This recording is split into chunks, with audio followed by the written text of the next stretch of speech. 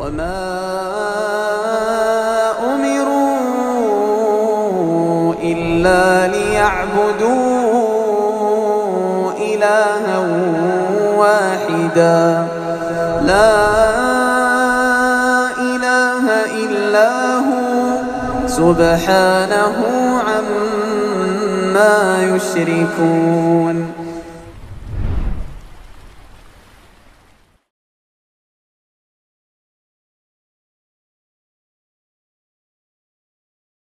أشهد أن لا إله إلا الله وحده لا شريك له وأشهد أن محمدا عبده ورسوله لا نبي بعده يا أيها الذين آمنوا اتقوا الله حق تقاته ولا تموتن إلا وأنتم مسلمون فإن أصدق الحديث كتاب الله وخير الهدي هدي محمد صلى الله عليه وسلم وشر الأمور محدثاتها وكل محدثة بدعة وكل بدعة ضلالة wa kullu dhalalatin finnar, amma ba'd. Pada 2 pekan lalu kita telah membahas dalam kitab ini pembahasan tentang ridha Allah Ta'ala sebagai Rabb kita. Dari hadis Nabi sallallahu alaihi wasallam, "Dzaqa ta'mal imani man radiya billahi rabba wa bil islami dina wa bi Muhammadin sallallahu alaihi wasallam nabiyya."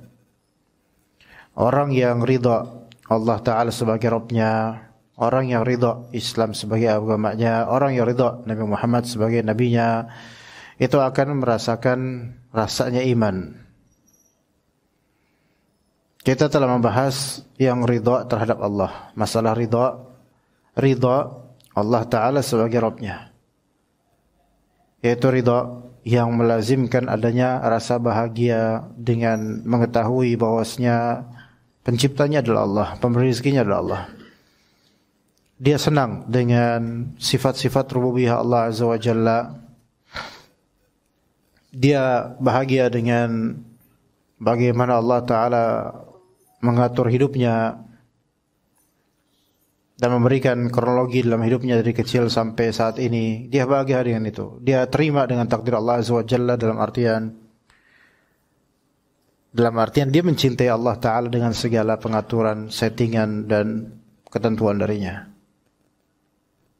Dan dia mengetahui bahwasanya dirinya banyak kekurangan dan telah menerima segala konsekuensi dari kekurangan dirinya, baik itu berupa hukuman, musibah, atau semisalnya. Kemudian manusia ini atau orang yang merasakan iman ini ridha dengan segala aqdiyah, yaitu dengan segala ketentuan Allah Ta'ala atas dirinya. Jika itu memang pahit untuk dirinya, tapi dia tetap ridha sama Allah. Taib, kemudian wabil Islam bidina, itu yang kita bahas mulai dari saat ini. Wabil Islam bidina, yaitu orang yang ridha Islam sebagai agamanya. Dikatakan wa an yarda bil Islam bidina wa yafrahu bih. Yaitu dia ridha Islam sebagai agamanya dan dia bahagia dengan Islam ini. Bangga, senang dengan Islam ini. Bukan ciut dengan Islam ini. Tidak seperti beberapa orang liberal dan orang yang jauh dari agama Allah, yang kalau nyebut Allah aja itu susah, lebih senang nyebut Tuhan. Kalau nyebut Allah nggak bisa. Ya, apalagi zikir-zikir yang lebih lanjut, subhanallah, alhamdulillah, Allahu akbar, itu susah. Baca bismillah untuk sebelum makan, untuk sebelum melakukan sesuatu itu susah. Tapi giliran nyanyi, lagu itu gampang. Tapi ini juga bisa karena faktor atau sebab didikan juga. Ketika dari kecil dididik buat lagu, joget-joget, enggak dididik untuk baca Quran. Ya pantas kalau sampai gede kesusahan untuk menyebut zikir. Itu gimana nanti matinya gitu loh. Masa ada orang enggak pernah zikir sama sekali, enggak pernah ingat Allah, enggak pernah, tiba-tiba mati sebelumnya la ilaha illallah. Itu hampir mustahil, walau bisa aja ada, tapi hampir mustahil. Baik, wa yahmadullaha ala hadhihi an-ni'mati allati hiya akbarul minani haitsu radiyallahu lahul islam wa waffaqahu lahu wastafahu lahu. Dia memuji Allah atas nikmat Islam ini. Yang mana nikmat Islam itu adalah akbarul minan, sebesar-besar karunia dari Allah. Yang mana Allah Ta'ala ridha ketika Islam itu menjadi agama bagi seorang manusia. Allah ridha. Ya, wa wafaqahu lahu, dan Allah Ta'ala memberikan taufik, tunjuk, bimbingan untuk orang yang berislam. Jadi dia memuji Allah atas nikmat ini, nikmat Islam. Itu bisa kita lakukan ketika kita komparasikan antara agama kita, keagamaan kita dengan bagaimana orang lain. Kita komparasikan misalnya banyak hal. Soal makanan coba. Kadang kita melihat video-video bagaimana orang-orang Korea mungkin atau Jepang atau lainnya, atau sebagian dari Indonesia yang mereka bukan muslim, bagaimana memakan daging-daging yang di kita itu najis atau jijik, mereka memakannya. Kan sebagian memakannya hidup-hidup. Padahal itu menjijikkan dan najis. Juga sebagian misal ritual pemakaman, ngaben misalnya, dibakar keluarganya. Ada suatu video begini. Jadi ketika di aben dibakar itu mayat ibunya, tangannya tuh ke atas. Karena kan kalau kebakar kan minyak tubuh atau apa kadang mengkerut, tak kulit, terus agak bergerak bagian tubuh mengkerut. Kadang ada yang tangan tiba-tiba naik ke atas gini. Orang-orang itu menganggap bahwasanya ibunya membuat salam perpisahan. Padahal lagi bakar, lagi angkat gini. Lihat tuh. Imannya terlalu tinggi untuk agama itu gitu loh. Bagi kita mungkin sebaliknya, justru itu azab. Tapi bagi mereka itu salam perpisahan. Ya, pas lagi bakar terus langsung kayak tubuhnya itu bergerak dan tangannya agak ke atas, seperti mengibaikan perpisahan ke orang yang di sekitarnya. Nauzubillah min dzalik. Tapi bagi mereka itu salam perpisahan, terus pun mereka bahagia sekaligus sedih. Ya kita yang lihat sedih. Kok ada orang tuh kayak gini cara mikirnya gitu loh. Orang ibunya lebih bakar, terus ada sisi bahagia, subhanallah. Ya, sehingga kita berpikir alhamdulillah saya jadi orang Islam gitu. Kemudian juga tentang masalah penyembahan juga. Masalah penyembahan, ada yang menyembah seorang nabi yang kemudian diilustrasikan telanjang atau hampir telanjang, disalib dan menderita demi umatnya misalnya. Maka kita kan alhamdulillah saya nyembah Allah. Terus ada sebagian dari orang beragama lain yang mereka penganut animisme, dinamisme, yaitu merasakan adanya arwah dalam kebendaan atau di pohon, batu dan semisalnya, terus meminta-minta padanya atau menganggapnya keramat atau permisi padanya. Kita bilang alhamdulillah saya orang Islam, enggak kayak gitu. Ya. Juga masalah penyembelihan. Kadang ada penyembelihan yang sifatnya sadis, bukan nyembelih tapi membacok atau nusuk, ya, atau membantai atau menggiling langsung hidup-hidup binatang tersebut. Sedangkan kita itu dengan cara sembelih, maka kita katakan alhamdulillah atas nikmat Islam. Iya. Bahkan kadang sesama muslim. Cuma yang mana sebagian muslim itu mungkin terjerumus dalam kefasikan, ya, dunia artis, bilantika musik dan seterusnya, yang mana biasa terjadi perzinahan. Kalau di publik kelihatan hanya PDKT, tapi hakikat sebenarnya di balik layar itu jauh lebih daripada itu. Kemudian juga kecurangan demi kecurangan. Sementara kita alhamdulillah Allah Ta'ala jauhkan dari hal-hal seperti itu sambil mengatakan alhamdulillah atas nikmat Islam dengan segala ibadah yang Allah atur ini. Kemudian korupsi yang merajalela di mana-mana, jemaah, apalagi sampai sekarang makin mungkinan. Sudah enggak tahu malu orang-orang ini. Dari atas maupun bawah sebenarnya semua lapisan korupsi di mana-mana, subhanallah. Udah enggak malu lagi, udah terang-terangan atau backingannya kuat dan seterusnya. Sehingga subhanallah, ya, Bahkan kalau misalnya kita dengan qanaahnya kita berada dengan kondisi apa adanya Allah kasih ke kita, kemudian ternyata makan lancar, enggak sakit-sakitan, aktivitas normal dan seterusnya, bisa ibadah dengan normal, tidak terpengaruh dengan godaan-godaan supaya korupsi, maka kita katakan alhamdulillah atas nikmatnya Islam. Karena ini problem untuk satu dunia sebenarnya, terutama sekali di Indonesia yang mana korupsi ini udah kayak suatu budaya dari semua sektor, dari hampir seluruh kantor. Potensi korupsi itu nggak bisa kita dustakan keberadaannya, gitu. Kalau dulu masih malu-malu, bahkan orang-orang yang baik itu malah diusahakan untuk disingkirkan. Ini sudah sejak zaman lampau ini hal kayak gini. Dulu kakek saya pun mungkin bapak punya pengalaman juga, ya, tapi bukan pengalaman koruptor ya, jangan kalau bisa ya. Kalau ya jangan ngomong ya. Nah, misalnya di pabrik, dulu ada pabrik obat. Dulu ada pabrik obat namanya Dupa. Pernah dengar nggak tahu deh, di Kalibata. Dupa.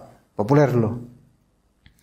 Udah tahun 70-an, udah lama, tahun 70 atau 60 itu. Kakek saya yang Betawi itu kerja di situ.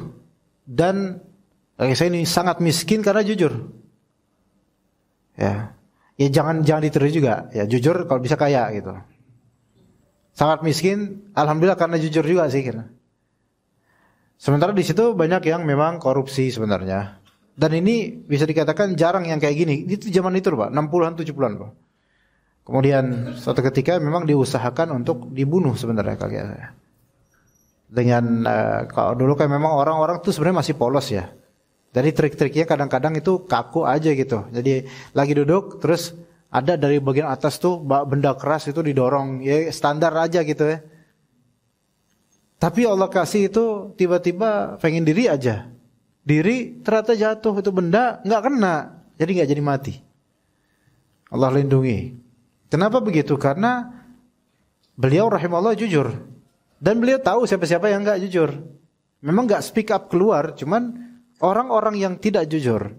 Itu kenapa benci dengan orang-orang yang jujur? Ada beberapa alasan. Pertama, karena ada sisi sebenarnya dalam jiwanya orang yang tidak jujur itu iri terhadap orang yang jujur. Ada irinya sebenarnya. Banyak yang kesel. Iri karena apa? Nomor 2. Iri karena orang yang jujur itu tenang. Sementara orang yang gak jujur itu gak tenang-tenang. Gak tenang kenapa orang yang jujur? Orang yang gak jujur itu gak tenang apanya? Yang ketiga ya gak tenang karena 3A.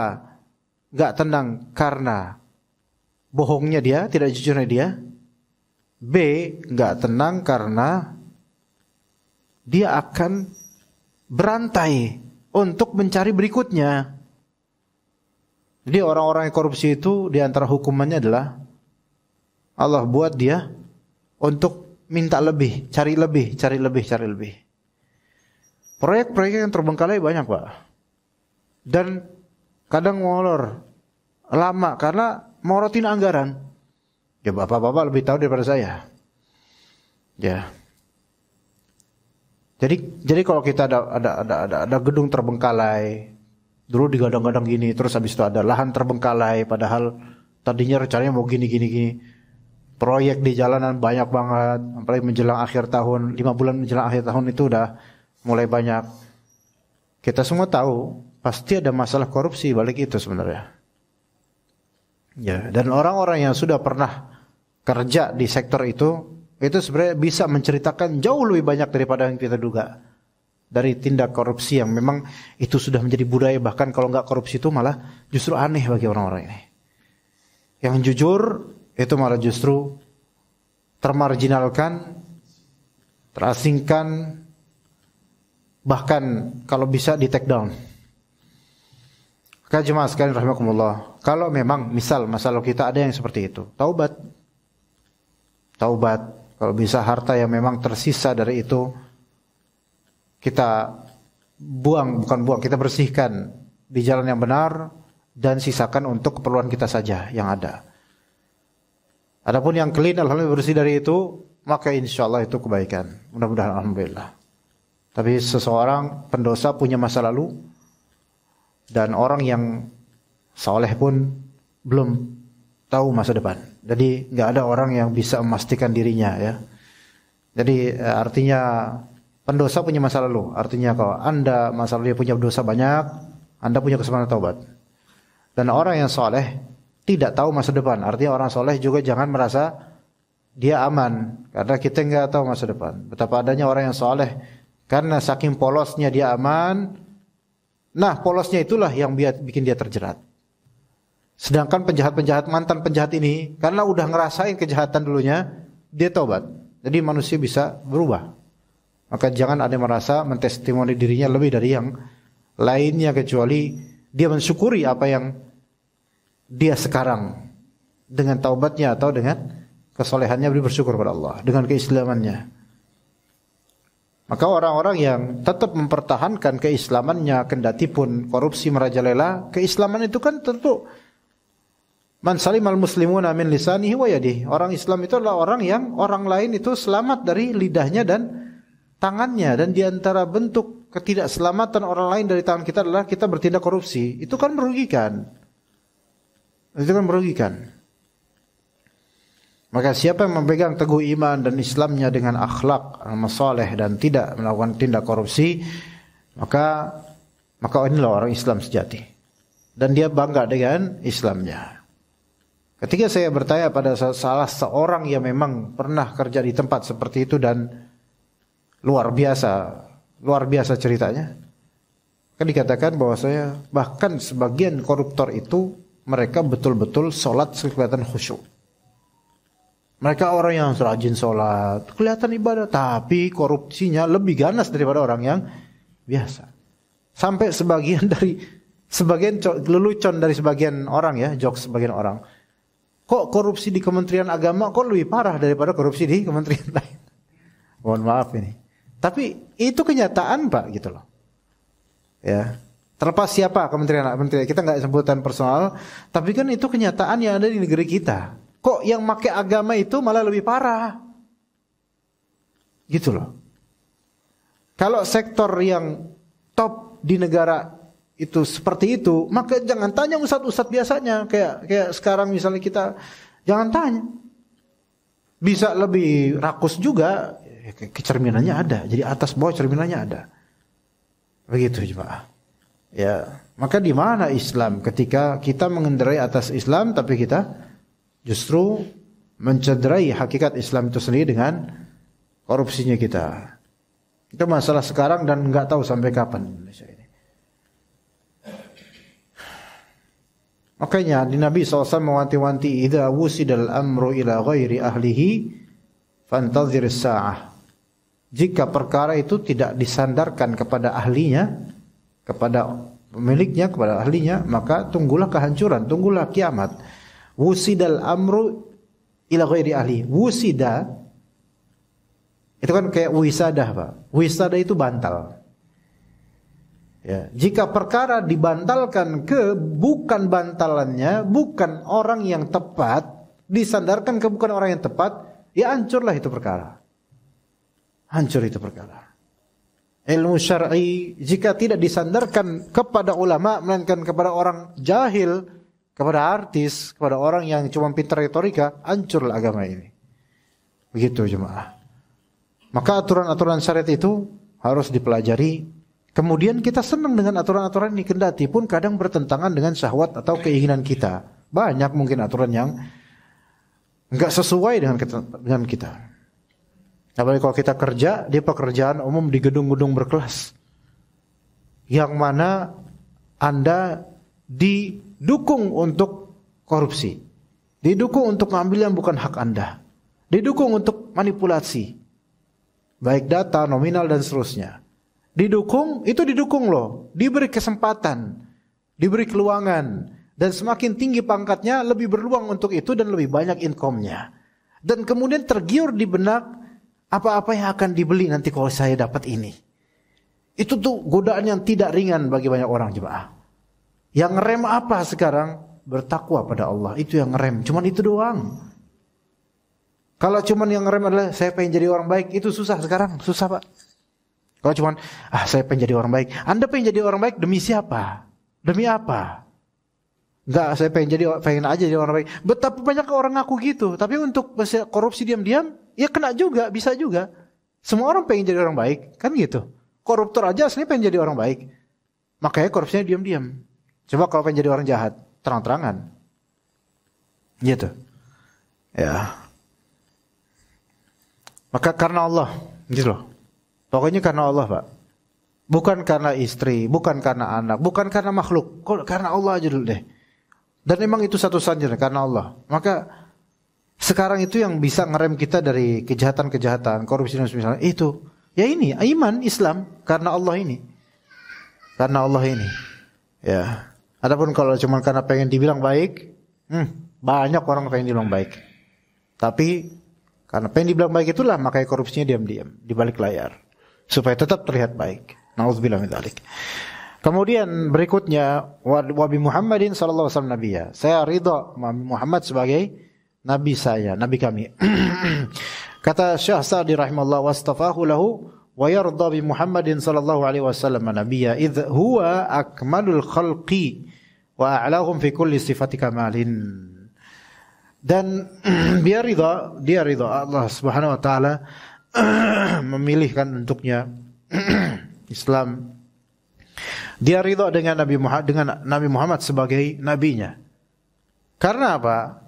Karena Nabi Muhammad SAW sesempurnanya makhluk. Nabi Muhammad SAW sesempurnanya makhluk. Maka ikutilah beliau alaihissalam. Jadilah orang yang merindukan hadis-hadisnya. Bacalah hadis-hadisnya jemaah. Walaupun di handphone misalnya ada hadis harian, bacalah hadis itu. Bacalah sirah beliau. Bacalah faidah-faidah berkaitan dengan beliau. Kemudian Nabi SAW adalah a'lahum fi kulli sifati kamal. Nabi SAW adalah orang yang paling tinggi daripada seluruh makhluk.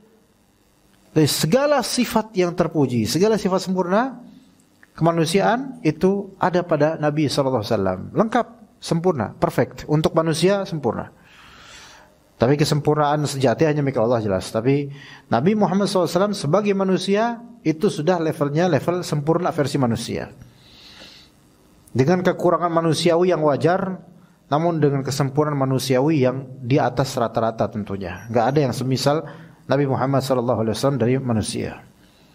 Dan segala sifat kamal, yaitu segala karakter baik dan sempurna itu ada pada Nabi Muhammad SAW. Oleh karena itu, kalau kita mempelajari attitude, maka mulailah dari bagaimana Nabi SAW.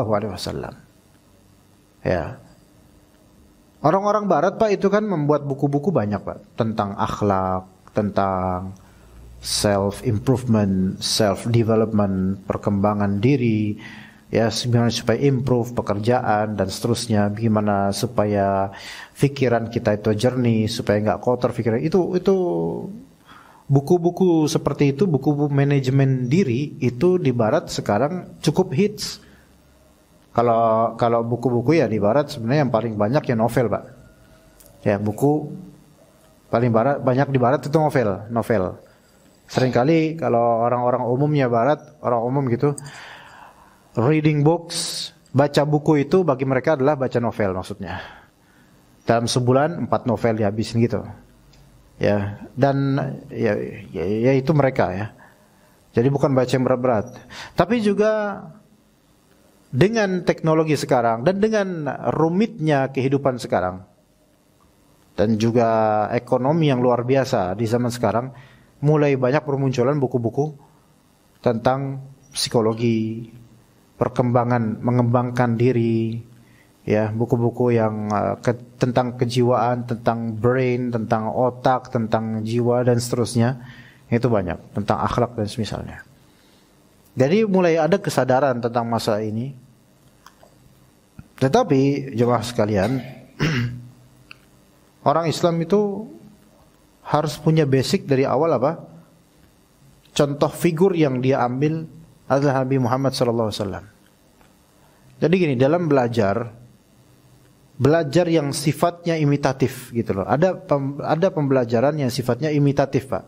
Bukan hanya kognitif saja, memahami saja, tapi harus ada sisi imitation, meniru, harus.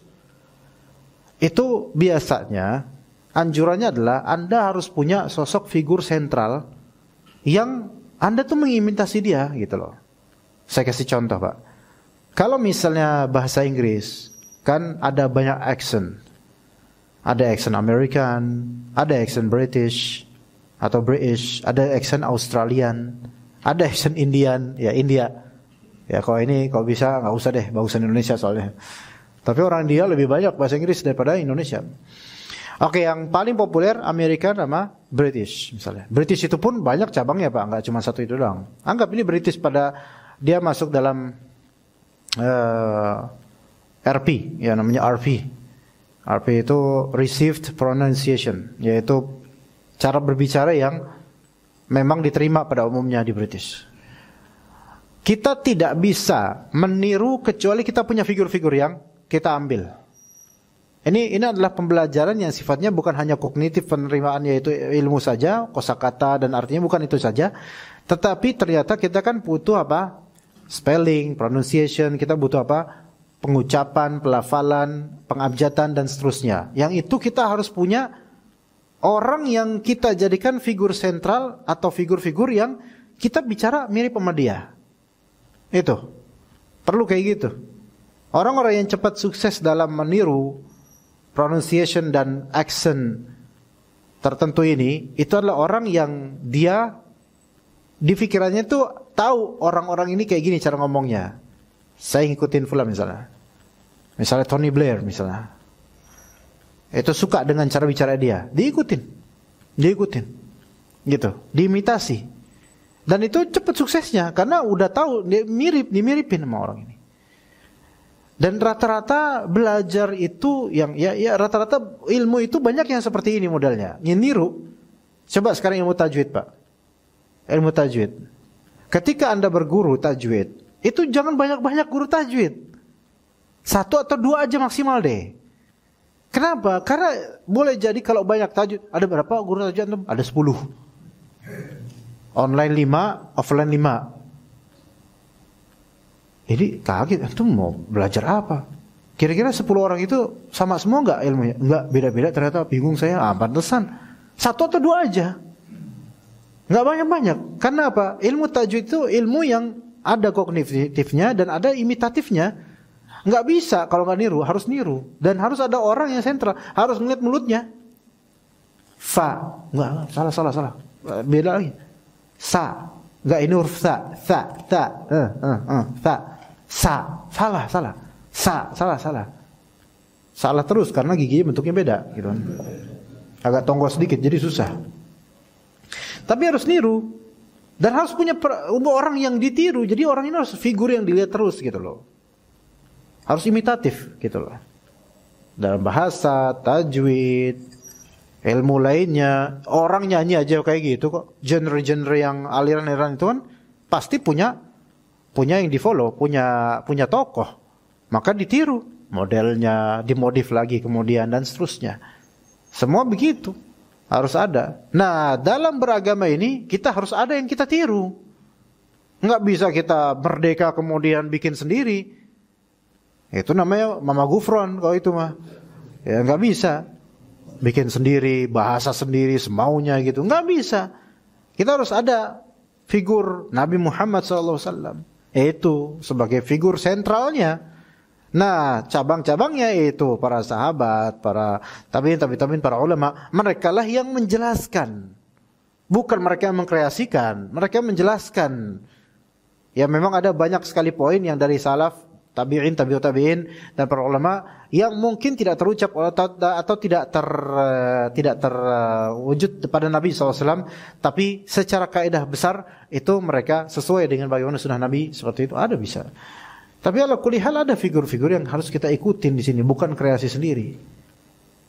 Nah, di sini kalau kita memang ridha Nabi Muhammad sebagai nabi kita, maka jadikan beliau sebagai kiai segala kiai gitu loh. Gurunya segala guru manusiawi gitu.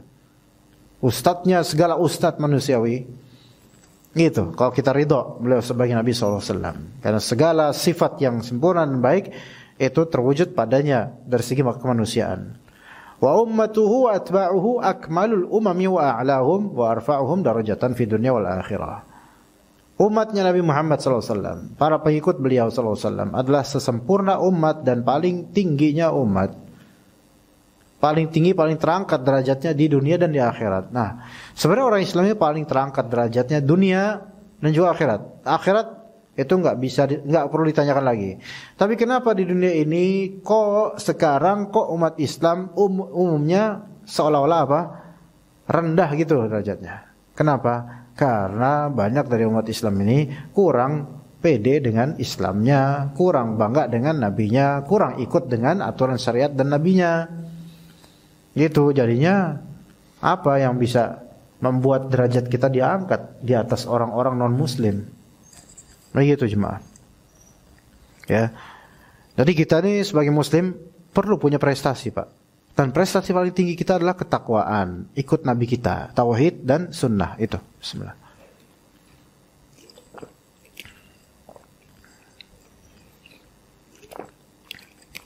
Adapun kalau misalnya kita nggak punya prestasi tauhid, nggak sunnah, ilmu juga bukan untuk bertauhid, ilmu bukan buat ikut nabi, akhirnya terjadi hal-hal yang sifatnya hipokrit ya, yaitu apa ya? Hipokrit ya. Ya, Islam itu kayak difatwakan apapun di dalamnya semaunya aja, semau dia aja. Kalau kita pikir-pikir ya, banyak dari orang Islam yang ke sunnah itu nggak mau, malas gitu loh. Ke bid'ah baru mau. Itu terbit di kalangan mereka fatwa-fatwa yang beda-beda. Satu antara lain berseberangan sesuai dengan kepentingan dan bagaimana yang mereka lihat dari panutan mereka, kiai mereka. Kita lihat misalnya fenomena sound horror sekarang, Pak.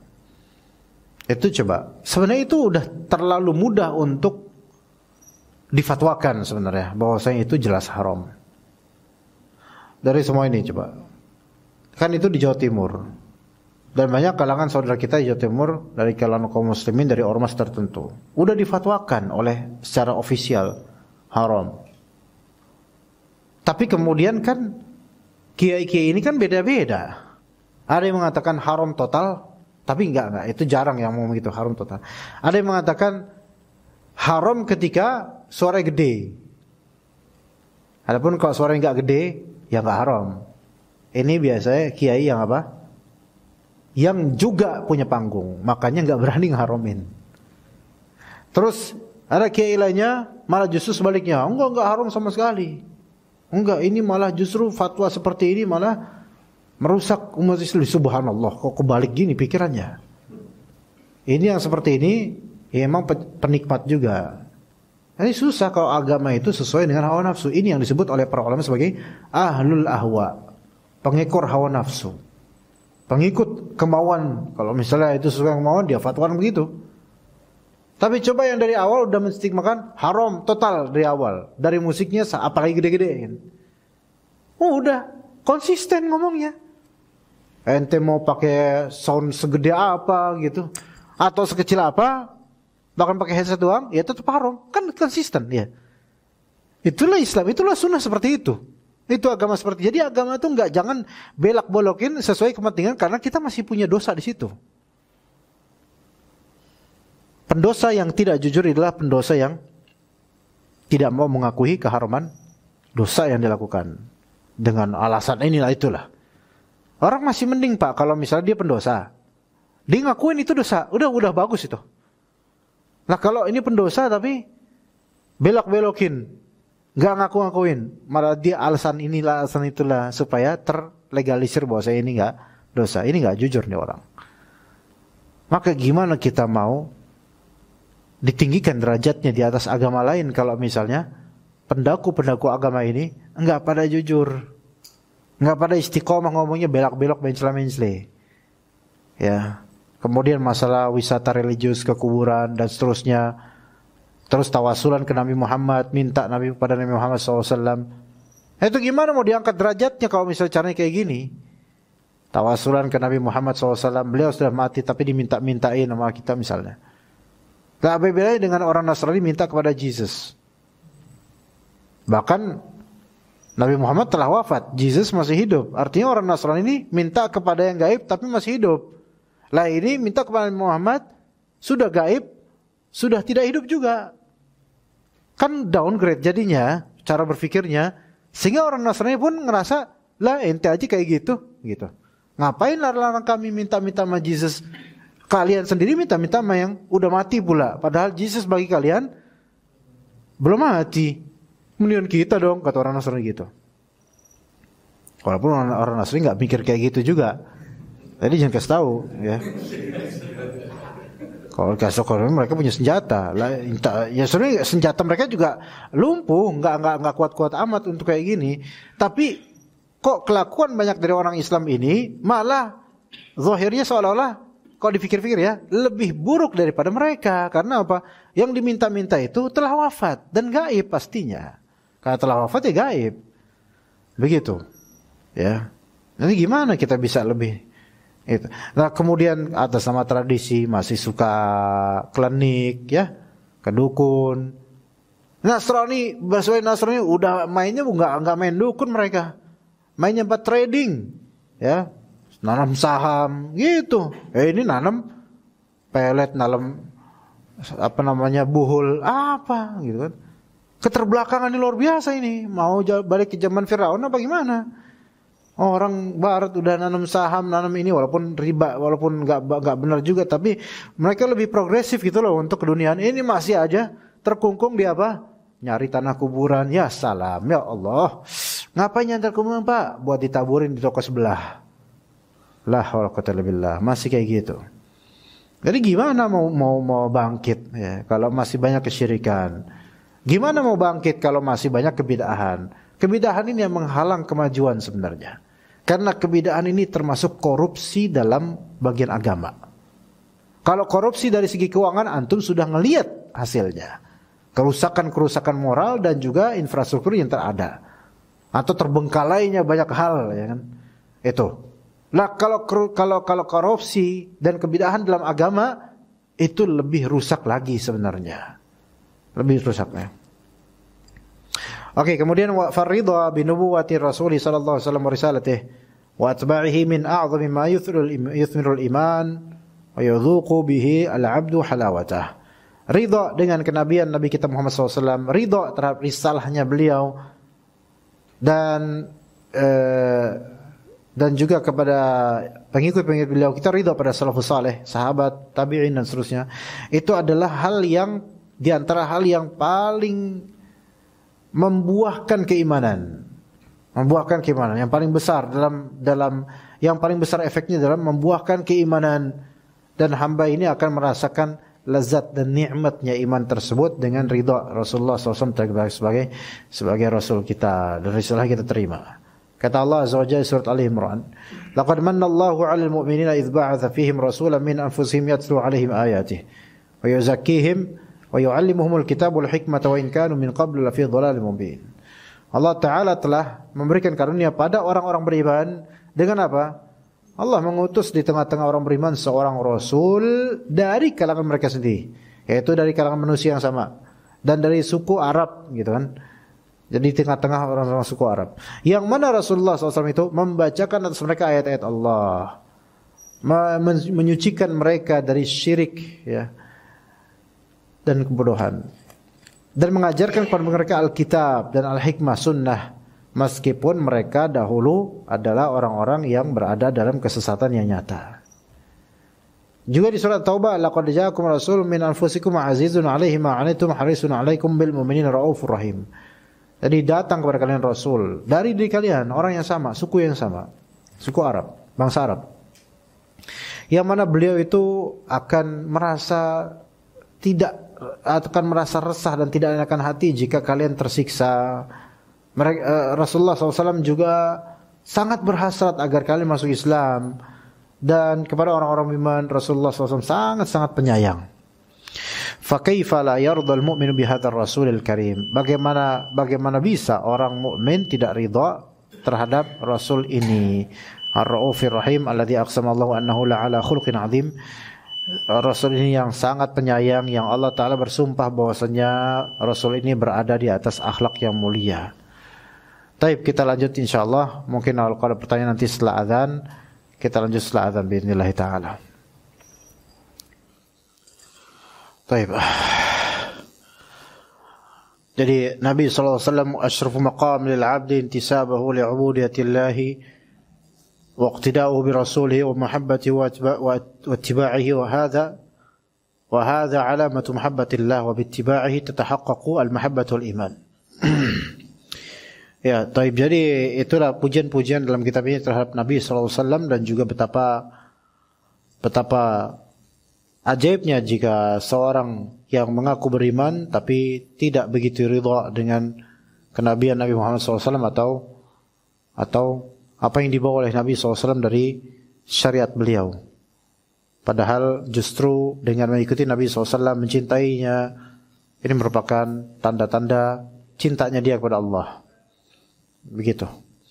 Tapi pada pertanyaan nggak sampai sini jemaah? Tidak ada? Nggak ada kita? Oh ya, Pak Zul.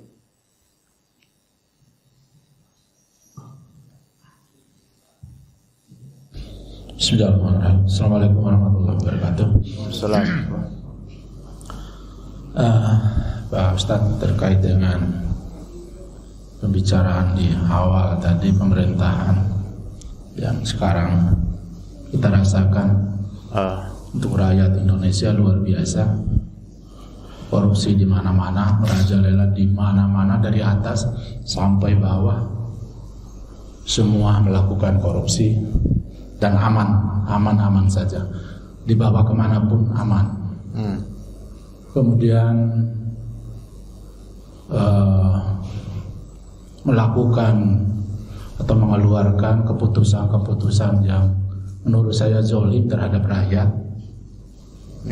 Kita dengar viral akhir-akhir ini terkait dengan peraturan untuk mengambil tanah warga yang bersertifikat yang 2 tahun tidak ada aktivitas kegiatan apapun di tanah itu akan diambil alih oleh pemerintah. Kemudian yang berikutnya yang sedang rame dan sudah banyak yang kena, termasuk teman-teman saya pensiun, masalah rekening yang tidak aktif 3 bulan itu langsung diblokir itu oleh PPATK. Padahal itu kan uangnya sendiri. Jadi transaksi, harus ada transaksi dalam tiap bulan itu harus ada transaksi, dan transaksi di sini bukan hanya masuk, tapi harus ada transaksi keluar juga seperti itu. Kalau tidak 3 bulan tidak ada transaksi maka diblokir. Nah setelah diblokir ini agak susah juga karena harus kita laporkan ke PPATK, tunggu 20 hari dan segala macam. Ya usah dengar dari teman-teman saya ini ya. Nah ini kan luar biasa. Nah pertanyaannya itu apakah boleh kita mendoakan? Karena kezalimannya sudah kelewatan Pak Ustadz ini ya. Mendoakan kehancuran mereka ini. Mohon maaf ini bahasanya mungkin terlalu keras ini ya. Mendoakan kehancuran para pejabat-pejabat kita sekarang ini. Karena di dunia pun daftarnya itu peringkat 2 Pak ininya, peringkat 2 terkorup di dunia. Ini kan sangat luar biasa. Saya pikir tadinya kita lepas 10 tahun kemarin, kita sambut pemerintahan baru, ternyata jauh lebih rusak. Mohon maaf. Terima kasih Pak Ustadz.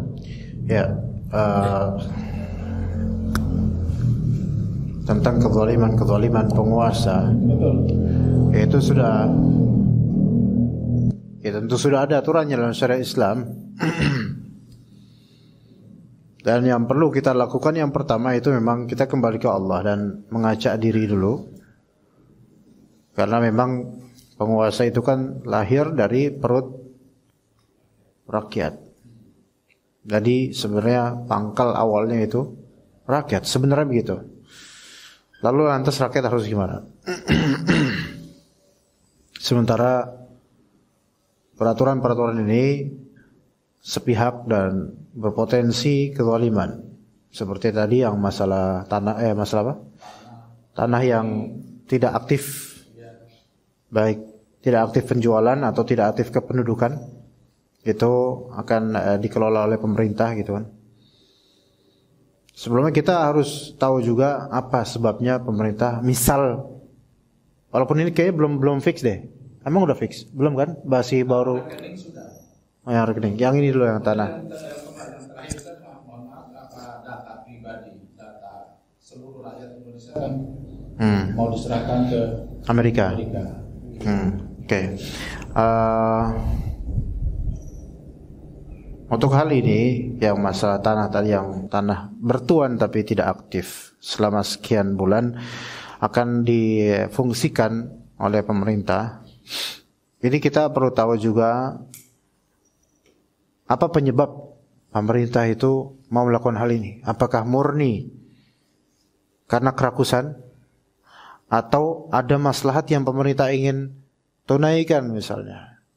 Biar pemerintah yang ngelola terus nanti mungkin maslahatnya akan kembali ke warga misalnya. Nah, itu belum pasti ya. Itu kemungkinan sih yang pertama sih ya. Ya.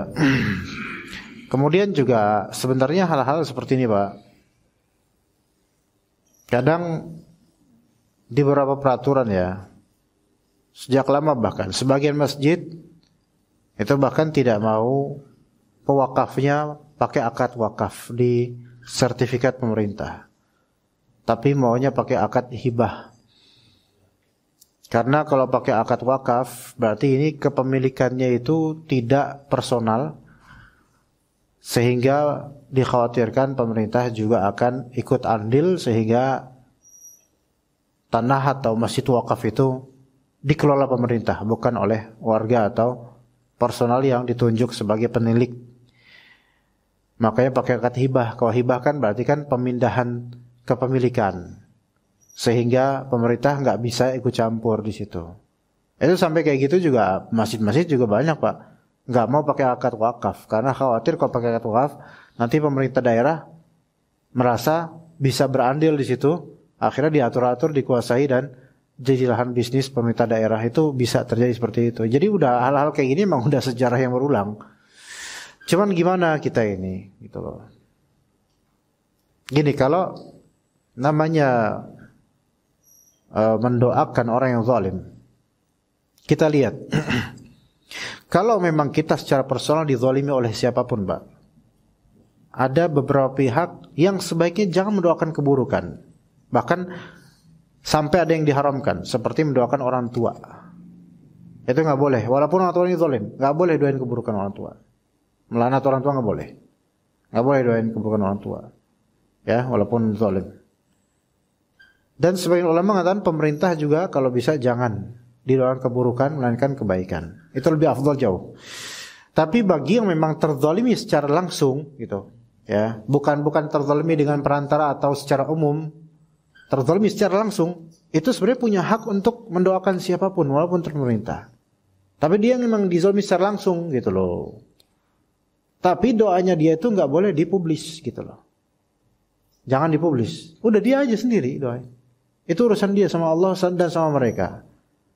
Adapun kalau dipublis maka nggak boleh. Dipublis terus habis itu mau ngajak orang untuk mendoakan, jangan, nggak boleh. Nggak boleh karena itu sunnahnya Khawarij yang seperti itu. Tapi kalau dia merasa emang secara pribadi dia langsung dizalimi orang-orang ini, dia boleh. Seperti mendoakan hakim yang telah memutuskan hukuman kepadanya padahal dia itu nggak apa-apa, nggak itu. Dia nggak terima. Mungkin secara tanda tangan dia terima dari pengadilan, tapi secara real dia nggak terima karena dia nggak bisa mengelak, ya gimana? Maka dia boleh mendoakan keburukan pada orang yang telah menzaliminya. Walaupun itu sampai level hakim, ya hakim kan penguasa juga, Pak, membuat keputusan. Tapi karena zalim, tapi secara personal nggak boleh dipublish atau diberitahu ke orang-orang. Begitu ya. Tapi ini bukan hal yang dianjurkan.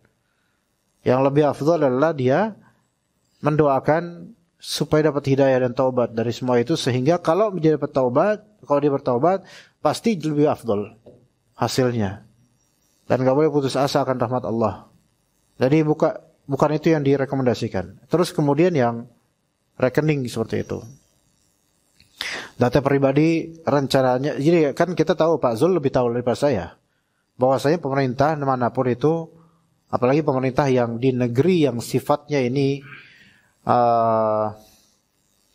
negeri yang satu bangsa ini ada beragam ras atau ada beragam suku, kemudian juga umumnya kultur kita itu high context, yaitu sesuai dengan konteks yang berlaku, cara ngomong kita pakai bahasa basi dan semisalnya. Dan juga tidak seperti sebagian orang barat yang kalau apa-apa itu langsung to the point. Makanya di kita itu perselisihan itu seringkali nggak nyambung-nyambung. Iya, nggak nyambung-nyambung. Karena apa? Kita ini termasuk kultur kita dalam komunikasi itu, kita tuh high context namanya. High context communication, yaitu komunikasi yang terlalu tinggi untuk pakai nuansa, sehingga seringkali bahasa basi namun nggak tepat sasaran. Beda dengan orang-orang mungkin Belanda misalnya. Itu jauh, Belanda sama Indonesia tuh beda jauh, Pak. Makanya kita dulu dianggap lemah oleh mereka. Belanda itu tegas, keras, dan ngomong langsung gitu. Gitu. Nah, tapi mereka cepat selesainya urusannya gitu loh. Makanya bikin bridge, bikin ini cepat. Dan kuat sampai ratusan tahun. Lah kita banyak basa-basinya, nggak jadi-jadi. Proyek terbengkalai, eskavator setahun di situ eskavator. Gitu. Eskavator aja sampai kayak ngontrak di situ 1 tahun, Pak. Lama kita urusannya. Nah, kemudian ketika pemerintah seperti ini, terus data-data, ini kan namanya pemerintah sebenarnya test the water, Pak. Ngetes doang, test the water. Kan kita tahu, Pak Zul lebih tahu. Enggak masih semua ini langsung dicanangkan. Jadi dicelupin dulu gimana kira-kira ini. Banyak ke ikannya nih, gitu kan? Gitu, cek ombak gitu. Kayak gitu kan? Ternyata gaduh kan? Wah, jangan dulu deh. Cari cara lain supaya gini gitu. Iya. Yang sebenarnya ente mau gaduh mau enggak, entar juga pasti suatu saat dilakuin. Diam-diam malah lebih buruk lagi. Ini test the water aja. Karena kita tuh banyak ribut, basa-basi, ribut, tapi kita tuh sebenarnya nggak ngerti esensinya, nggak ngerti juntrungannya. Biar ini orang ini ribut, kita nanti jalan diam-diam. Itu rata-rata. Nah, soal data itu sebenarnya, Pak, tanpa dites the water aja, sebenarnya pemerintah nggak usah dites the water, nanti juga jadi. Ya mau gimana? Kita udah punya sejarah kayak gini, Pak. Kita udah sejarah dites mulu, gitu loh. Kita marah karena kita di fishing, dipancing-pancing marah. Kita disibukkan dengan kemarahan, nanti kita lupa esensi dari apa yang kita marahin itu, Pak. Itu hakikat test the waternya. Dibuat kita berantem dalam masalah ini, tapi hakikatnya mereka berjalan sesuai dengan apa yang mereka inginkan gitu, dengan akad mereka dengan Amerika ya, gitu. Itu ya susah, kita ya udah. Berarti udah nggak usah berantem, tenang aja, bismillah gitu. Lah masa kita seperti ya kita mau ngelawan juga gimana? Kita cuman hanya sekadar ikan cere, sementara ini mancing mania beda kan. Susah. Maka ya udah tawakal Allah, doakan yang terbaik untuk masyarakat kaum muslimin Indonesia, Allah jaga, semoga Allah kasih mereka hidayah, itu lebih tenang Allah, lebih tenang jauh. Kalau memang kita sebenarnya masalah rekening, kemudian akan diakuisisi, akan dikuasai atau gimana lah itu bahasanya, kalau memang 3 bulan itu tidak ada transaksi, sebenarnya kita harus tahu dulu apa maksud pemerintah di sini. Apa maksud ahli ekonom di sini yang bertugas di Menteri Perekonomian itu? Maksudnya apa gitu loh. Kalau di Saudi Arabia iya kayak gini, Pak. Sistemnya kayak gini. Jadi Saudi Arabia memang sistem gini. Tapi bedanya di Saudi itu ulama dimakmurkan. Petugas diberi haknya. Ya. Dan ulama itu rekeningnya ketahuan semua oleh penguasa. Jadi kalau misalnya ada pengusaha ketahuan semua, kedata semua, Pak. Kalau di Saudi itu, Jadi ketika suatu pengusaha itu ada yang berjualan dengan partai besar kemudian masuk rekening itu malah nanti akan ditanyain oleh penguasa, nanti bakal dipanggil atau didatengin. Ini uang transaksi apa ini? Itu gitu di Saudi, Pak. Jadi Saudi itu jualan pun nggak sembarangan. Makanya sebagian orang Saudi kalau bisa jualan pakai cash kadang-kadang supaya nggak masuk ke rekening sehingga ketahuan gitu kan. Nah, kalau Indonesia diberlakukan seperti itu, kayaknya susah. Kalau Saudi Arabia, karena tindak korupsi itu susah juga di sana, walaupun ada sedikit, tapi susah karena pakai sistem ini. Dan karena itu negara bertauhid, kemudian ulama gaji berapa? Kalau sekarang mungkin di sebulannya mungkin ulama gitu levelnya kan beda-beda, bisa ratusan juta, dihargai di sana ulama itu. Fatwa diikutin di sana. Walaupun memang sekarang mulai agak terkikis, ya karena ada sisi liberalisme juga, tapi seenggaknya hal kayak gini tuh ketahuan pemerintah gitu loh. Jadi kenapa pakai sistem ini? Supaya koruptor itu nggak bisa mati kutu koruptor itu. Dan memang benar nggak bisa mereka, gitu kan? Makanya kemakmuran negara Saudi ini diantaranya penyokongnya ya ini, sistematisnya seperti ini keuangan orang-orang. Nah Indonesia kalau diginiin, masalahnya yang rekening-rekening koruptor itu nggak kedetek atau terlindungi atau terbackup. Ketika laundry money itu nggak ketahuan juga. Ya sebenarnya apa tujuannya itu loh? Apa tujuannya? Terus data-data nanti ke USA. Ini kan sebagai bilateral aja hubungan dengan USA. Mau dibawa kemana negeri ini? Ya mau dibawa ke akhirat. Semua akan ada nanti di akhirat. Kita ini Pak, betul, kalau terzalimi banyak yang terzalimi. Tapi kalau kita repot dengan turun ke jalan, terus teriak-teriak, memperjuangkan, sebenarnya kita nggak memperjuangkan apa-apa kalau gitu. Karena apa yang diputusin udah putusin sebenarnya, cuman ini hanya tes ombak aja. Begitu. Tawakkal 'ala Allah. Coba sekarang dua pilihan sore Pak. Kita mau ngerahkan pemuda untuk protes atau kita sabar? Ya karena protes percuma. Beneran. Ini powernya pemerintah beda sama powernya lomba buaya. Kita bisa apa Pak? Ya diberi kebebasan untuk turun ke jalan teriak-teriak. Ya dilihatin polisi, dilihatin aja. Bakar apa? Bakar ban. Iya. Oke di Sulawesi itu konsumtif dalam masalah ban Sulawesi itu. Iya, Ujung Pandang itu paling konsumtif dalam masalah ban karena mereka kalau demo pasti ban itu berapa itu. Masih mending Jakarta, ya. Nah, itu apa yang mau diperjuangkan sebenarnya? Kalau di kita ada perubahan itu hanya perubahan zahir saja. Adapun orang-orang yang ketika udah mengejar dunia, mereka tuh nggak mau dihalangi sama kroco-kroco kecil ini. Mereka akan cari cara di sisi lain. Ya mungkin aja lebih buruk lagi caranya gitu loh. Jadi mau gimana? Nggak mau gimana. Fokus aja mencari ilmu, beramal. Apalagi bapak-bapak sudah berusia capek Pak. Sudah keriput, jatuh nanti kulitnya. Jadi udah. Yakinlah sama Allah bahwasanya Allah yang Maha Adil Pak gitu. Orang-orang yang berbuat zalim itu nggak bakal tenang. Nggak bakal tenang dan bapak-bapak udah tahu sendiri bukti-bukti di berita-berita. Dikejar terus kesalahannya orang-orang yang jelek itu dikejar terus kesalahannya. Allah akan tuntut dia di dunia dan kalau enggak Allah ampuni di akhirat dapat lagi tuntutan. Udah tenang aja. Enggak bakal orang zalim itu selamat. Wala tahsabannallaha ghafilan amma ya'maludz zalimun. Jangan sekali-kali mengira bahwasanya Allah taala lalai atas apa yang diperbuat oleh orang-orang yang zalim. Innama yu'akhiruhum yaumin tashkhasu fihi al-absar. Allah taala tangguhkan balasan dan penghisapnya di hari ketika mata-mata itu betul-betul terbelalak semuanya. Ya begitu Pak Zul ya. InsyaAllah semoga Allah jaga kita dan keluarga kita dari kezaliman siapapun. Dan semoga Allah subhanahu wa ta'ala berkahi kita dan keluarga kita. Kita cukup sampai sini ya jemaah sekalian. Sallallahu ala nabiyina Muhammad wa ala alihi wa sahbihi ajma'in. Subhanakallahumma wa bihamdika asyhadu an la ilaha illa anta astaghfiruka wa atubu ilaik. Assalamualaikum warahmatullahi wabarakatuh.